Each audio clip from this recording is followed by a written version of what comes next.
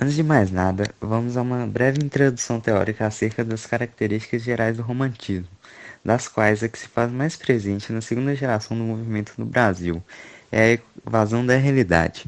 Só que essa evasão não ocorre no tempo ou no espaço, como na primeira geração. Agora a figura da realidade ganha contornos trágicos. Os heróis românticos encontram na morte uma solução para seus problemas existenciais, podendo chegar, inclusive, ao suicídio. Isso ocorre porque, de acordo com o pensamento romântico, o indivíduo vive em constante conflito com a sociedade, tornando-se uma espécie de desajustado. Essa sensação de constante desajuste tem como consequência alguns comportamentos tipicamente românticos, como o pessimismo, a dor existencial, o sofrimento, o isolamento e o egocentrismo. Essas atitudes caracterizam aquilo que ficou conhecido como o mal do século. Assim sendo, por levar o subjetivismo romântico às últimas consequências, a segunda fase do romantismo no Brasil também é conhecida como geração ultrarromântica. Neste vídeo, iremos realizar a análise da letra da canção I Think I'm Going to Kill Myself, do cantor Elton John. Porém, antes disso, gostaríamos que vocês acompanhassem a leitura que será feita da letra a seguir. Estou de saco cheio de fazer parte desta humanidade. Não há muito mais a fazer. Esta busca é uma perda de tempo. Gente correndo para todos os lados, dando voltas feito moscas. Acho que vou comprar uma .44, causar uma surpresa a todos. Acho que vou me matar, cometer um suicidiozinho. Fique por aí mais uns 2 dias. Que escândalo se eu morresse. Eu vou me matar. Vou ser a notícia principal.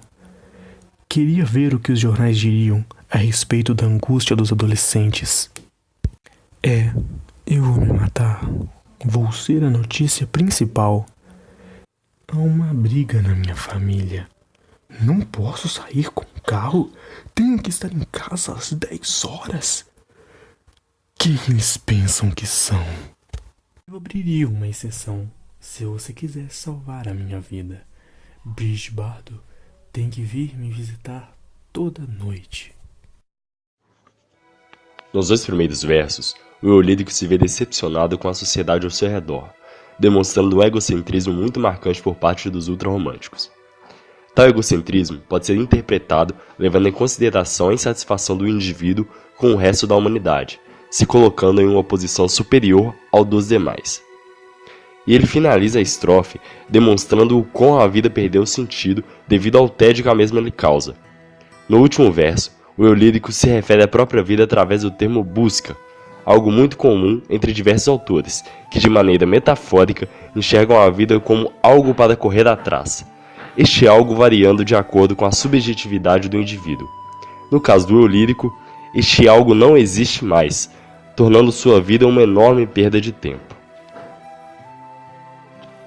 Já na segunda estrofe, nos 2 primeiros versos, o eu lírico representa o seu tédio com a vida cotidiana que o cerca, observando as pessoas seguindo seus destinos e comparando essa movimentação com moscas sem rumo, fazendo alusão ao fato de suas vidas serem desprovidas de significado.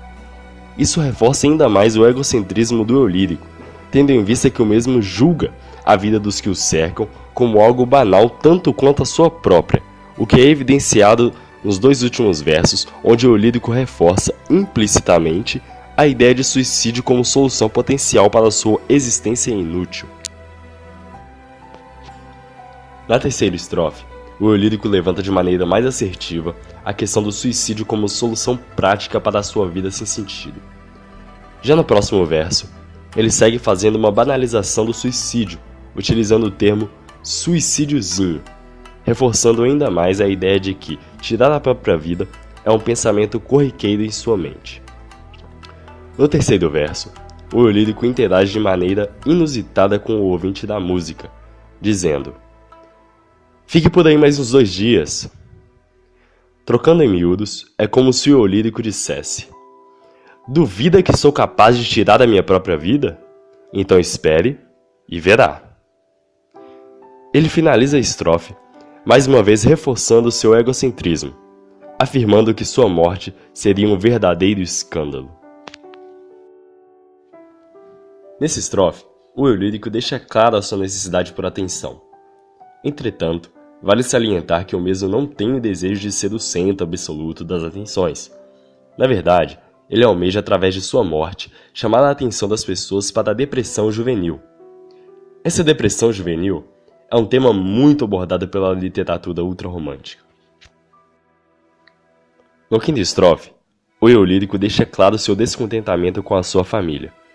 Descontentamento esse que se manifesta na forma de rebeldia. Essa rebeldia com a sua própria família é algo muito comum do jovem ultrarromântico, que acaba no fim vendo no suicídio uma solução para o seu drama familiar. Na última estrofe, o eu lírico apresenta mais uma característica do ultrarromantismo, a idealização da mulher perfeita. Podemos observar isso quando ele cita Brigitte Bardot, símbolo sexual da época, como a única forma de não tirar a própria vida. No caso, Brigitte seria a maneira encontrada pelo eu lírico de aliviar seus reprimidos desejos sexuais. Mas espere! Reparou que a música ainda não foi tocada? Não foi uma falha nossa. Esperamos até o dado momento para mostrar um detalhe interessante. Vamos tocar duas melodias que, nesse contexto, vou chamar de música A e música B.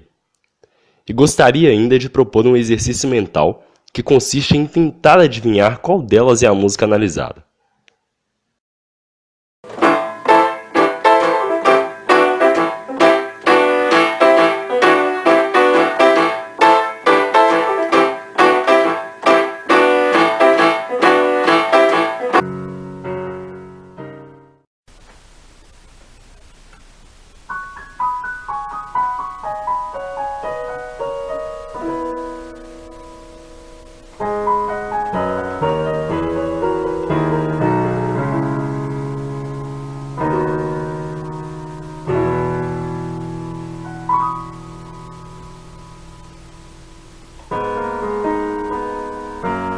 E aí, qual o seu palpite? Intuitivamente, o nosso cérebro tende a associar a música B à letra analisada.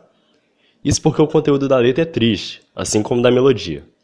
Entretanto, a melodia que corresponde à letra é a primeira, e isso cria um contraste carregado de significado. É característica de várias obras ultrarromânticas a tentativa de criar uma oposição entre o bem e o mal que pode se manifestar das mais diversas formas. E Elton John cria esse efeito quando associa uma letra extremamente triste com uma música alegre e dançante, onde o conteúdo da letra representa o mal e a composição melódica representa o bem.